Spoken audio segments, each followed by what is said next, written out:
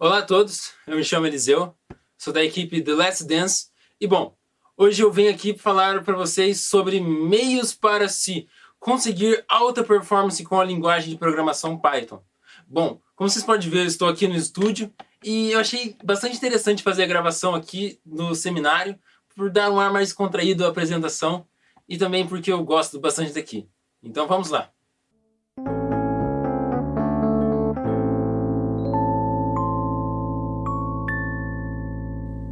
Vou dar uma rápida introdução a meios de conseguir uma alta performance com o Python.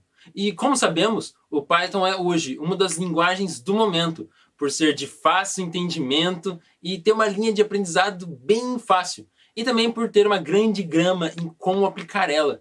Mas também o Python, por ser uma linguagem interpretada e não compilada, isso traz alguns malefícios em sua performance.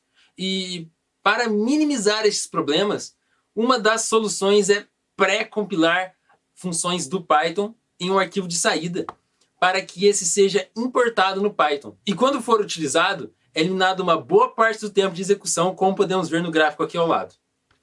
Também ressaltando que o Python pode importar arquivos compilados C, e que possuem uma performance um pouco melhor que o Python pré-compilado. Podemos também obter uma melhor performance em Python utilizando bibliotecas externas, desenvolvidas para que se obtenha uma melhor performance. Dentro dessas bibliotecas podemos ver dois estilos: bibliotecas com operações pré-compiladas e bibliotecas que utilizam aceleração por hardware, e que veremos na próxima parte do vídeo.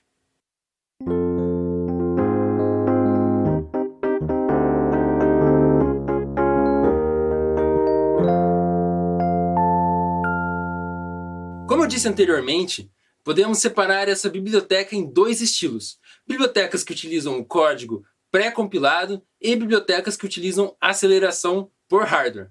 Como já expliquei anteriormente os códigos pré-compilados, eu vou prosseguir para explicar esses paradigmas acelerados por hardware. Possuímos principalmente três estilos, sendo eles o multicore, o many-core e o MPI. As bibliotecas multicore utilizam os núcleos e threads do processador para obter uma melhor performance do código. As bibliotecas many-core utilizam geralmente, GPUs para obter uma performance maior do código. E na pesquisa que eu realizei, eu descobri que existe outro tipo de processador many-core, o Intel PHI Coprocessor, mas esse foi descontinuado no ano passado. E para a biblioteca MPI, se utiliza de clusters interligados por uma rede, para que se obtenha uma melhor performance do código. E, bom, para esse seminário, eu escolhi me aprofundar tanto em paradigmas multicore quanto em bibliotecas pré-compiladas, por serem mais usuais no Python hoje em dia. Então vamos lá.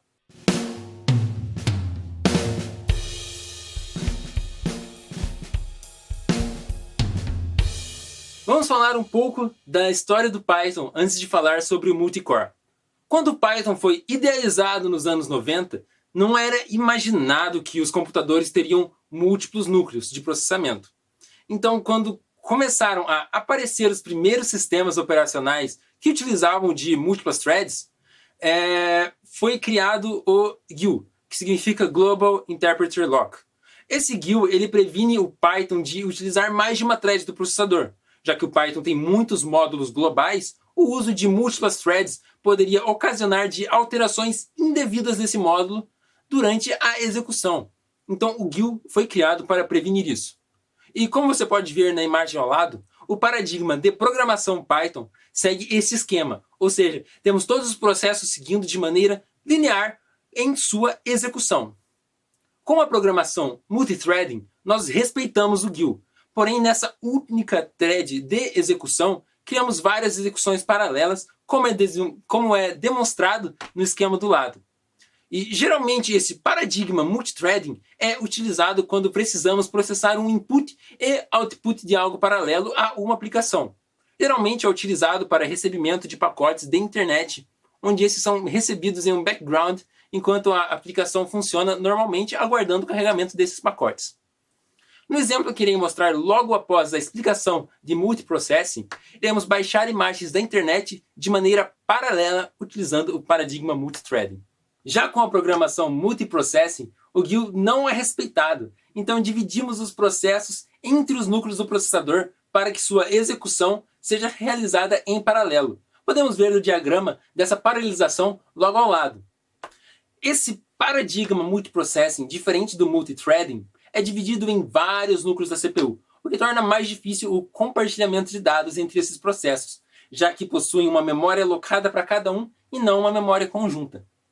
A biblioteca multiprocessing é mais utilizado para tarefas que necessitam maior desempenho do processador. Seguindo para o exemplo de cada uma dessas bibliotecas, eu utilizarei o concurrent.futures, pois é uma biblioteca um pouco mais moderna de implementar, ao contrário das padrões que são o threading e o multiprocessing. Como você pode ver, eu estou utilizando o Windows 10 aqui com o Visual Studio Code aberto com o código. Porém, eu estou utilizando uma função muito interessante do Windows 10 que me permite criar um subsistema Linux, que facilita bastante para a programação. Então, apesar de eu estar no Windows, o meu código será executado em um ambiente Linux. Vamos ao código. Como podemos ver aqui neste primeiro exemplo, eu tenho diversos links com imagem JPEG. E aqui, eu utilizarei o módulo ThreadPool-Executor para baixar essas imagens e salvar elas na minha máquina. Então eu irei deixar o top aqui do lado e irei executar o programa. Ele provavelmente irá demorar um pouco, pois depende da conexão da internet e aqui a internet não é muito legal. Mas como vocês podem ver, as imagens estão sendo baixadas de maneira paralela, ou seja, estão sendo baixadas várias imagens ao mesmo tempo. Eu poderia também mostrar o código sendo executado sem a paralelização, mas provavelmente demoraria muito mais. Como podemos ver no final, demorou um pouco mais de 2 minutos a execução do código e só utilizou uma das CPUs ali mostrada no top. E agora vamos ao exemplo usando multiprocessing. Neste exemplo, eu vou utilizar as imagens já baixadas e redimensionar elas utilizando essa biblioteca TIL, que serve para este processamento de imagens, novamente utilizando o concurrent.futures, mas agora com o processPool-Executor. Dessa vez, eu irei mostrar uma comparação utilizando a paralelização e outra sem utilizar, para que seja feita a comparação do tempo de execução. As imagens já processadas vão sair nessa pasta Processed. Então vamos lá. Primeiro, executando a versão sem múltiplos processadores, podemos ver no top quase 100% de utilização do processo Python, mas somente um processo, e demorou um pouco mais de 20 segundos a execução. Agora executando a versão com múltiplos processadores, vemos como ele é mais rápido, e no top vemos diversos processos do Python separados. E na visão individual de cada núcleo da CPU, vemos eles sendo utilizados de maneira igualitária. Agora, comparando os dois, com e sem multiprocessing, podemos ver o quão mais rápido que é e como é importante o uso de múltiplos núcleos para o processamento de dados. E agora vamos prosseguir para falar de bibliotecas que utilizam códigos já compilados para uma melhor performance.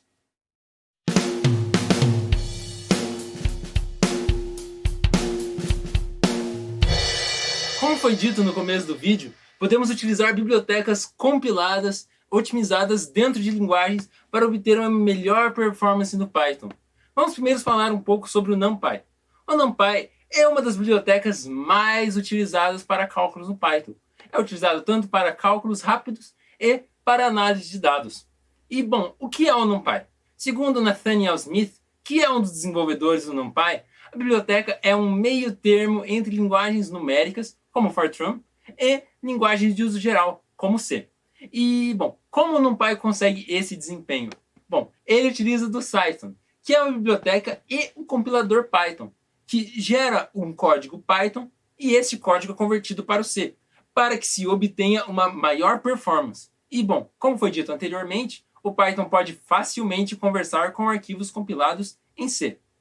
Bom, o NumPy, ele cria novos tipos dentro do Python, chamados de D-types, onde esses são tipos estaticamente definidos, ao contrário do Python, que tudo é dinâmico. Além disso, esses tipos, o NumPy também cria um método de alocação e de operação que são mais rápidos que os já existentes do Python.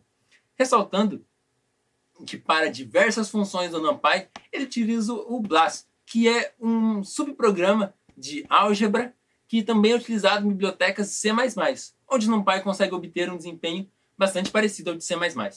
Então, basicamente, para se obter uma alta performance com o NumPy, é extremamente fácil, pois são diversas funções já existentes e basta você utilizá-las. Mas e se você precisar de algo mais específico que possa rodar de maneira paralela e até otimizar o código para você? Bom, você pode escrever um módulo em Python e obter uma performance quase igual ao do NumPy, mas isso é bastante complicado, né? Então aí entra o Numba, o que é o Numba? Ele é uma biblioteca que basicamente compila suas funções no estilo do NumPy. Inclusive, ele usa dos tipos do NumPy para que se obtenha uma melhor performance, já que os tipos do Python são meio complicados, porque eles são dinâmicos. E, bom, ele também funciona com os tipos do Python, mas é mais lento. O Numba é um pouco mais lento que o código do NumPy, mas ele é mais flexível. Inclusive, ele roda também em forma paralela. E, como disse anteriormente, ele pode optimizar o código para obter uma melhor paralelização. Então, vamos lá para os exemplos. Essa demonstração, eu criei exemplos parecidos com os vistos durante as aulas de programação de alta performance, que consiste em multiplicar 3 matrizes e depois reduzir por soma a matriz resultante. E, bom, para o teste, eu utilizei as matrizes de testes disponibilizadas. Queria ressaltar que o resultado da redução por soma não será o mesmo obtido em C, pois, segundo a documentação do Python, os floats no Python são de dupla precisão, enquanto os em C são de precisão simples. Então, esse resultado apresentado é mais preciso que o obtido no mesmo código em C. Primeiro eu vou mostrar o código escrito utilizando o Numba. Queria ressaltar também que a parte mais demorada nesse código é a leitura de dados, mas eu estou apenas calculando o tempo do processamento dos dados coletados. Como podemos observar, o Numba utiliza desses decoradores antes da função. Eu vou explicar eles. O ngit significa, o JIT do ngit significa just in time, e o n na frente significa que a função não utilizará de objetos Python, somente utilizará dos tipos do NumPy. Logo após isso, temos uma declaração da função dentro do decorador, uma função void que recebe 3 matrizes bidimensionais compostas de float 64 ou de float de dupla precisão. Após isso, temos parallel, nogil e fastmath, os 3 recebendo true, e a função parallel tenta otimizar o seu código para que seja utilizado em múltiplas threads. O nogil desativa o GIL para que o código seja realizado em múltiplos processadores, e o fastmath deixa os cálculos mais rápidos. Queria ressaltar que nem todas as funções precisam dessa declaração no decorador. Como podemos ver na segunda função do nosso código, ela utiliza apenas os outros decoradores. Rodando essa aplicação, podemos ver que todas as threads do processador são utilizadas e temos uma performance de quase 2 segundos, que é uma performance muito boa, comparando com a mesma execução utilizando o OpenMP em C, como podemos ver no gráfico ao lado. Agora vamos para o código utilizando apenas o NumPy. O código é basicamente o mesmo. Não possuímos mais os decoradores e nem a optimização para programação paralela, pois o NumPy ele é projetado para rodar dentro do GIL. E também estamos utilizando as funções do NumPy ao invés de construir nossas próprias funções. Vamos executar o código para ver o desempenho. Podemos ver ali no top somente uma CPU sendo executada, mas obtemos um tempo de execução muito baixo, cerca de 15 milissegundos. Como podemos ver no gráfico ao lado, o código em NumPy é muito mais rápido que o nosso projeto em Numba. Mas o que isso quer dizer?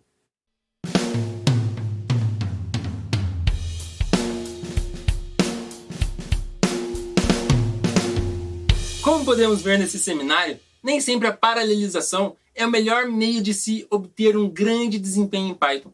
A linguagem é muito bem desenvolvida e possui bibliotecas que suprem quase todas as necessidades do usuário. E também para os mais avançados da linguagem, ela possui todas as ferramentas para que um usuário crie suas bibliotecas para ela. Queria ressaltar também que o Python é atualmente a linguagem mais popular para programação e que realmente vale a pena investir seu tempo para aprender. Queria também agradecer ao professor Leon pela matéria e desejo todos um feliz 2021. Deixarei o repositório com os códigos na descrição do vídeo e até breve, e fique agora com as referências utilizadas. muito ruim.